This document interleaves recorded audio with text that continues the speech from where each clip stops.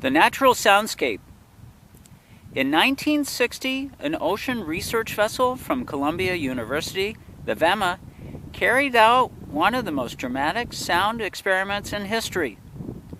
In order to illustrate how far sound travels through seawater, the ship's crew exploded depth charges in deep water off the coast of Australia.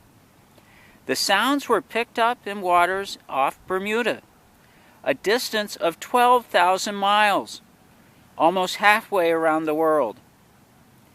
Because seawater is about 800 times denser than air, it carries sound waves more rapidly and far greater distances than gaseous atmosphere. The velocity of the sound in seawater varies according to conditions, but it averages about 5 times the speed of sound in air. The same water density that enhances sounds interferes with light and vision, limiting visibility to about 100 feet. As a result, the most intelligent animals in the sea, whales and dolphins, not only communicate using sophisticated sound systems, but directly perceive the environment around them acoustically, using sonar transmissions. What they see in the distance is a sound image created by echoes from the sonic signals they beam out.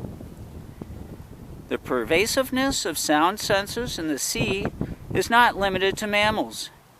Fish and many other marine species have sense mechanisms delicately attuned to the sound environment about them.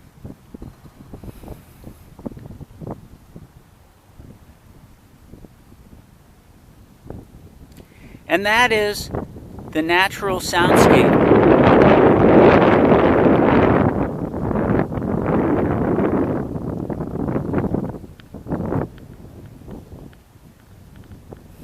Have a great day.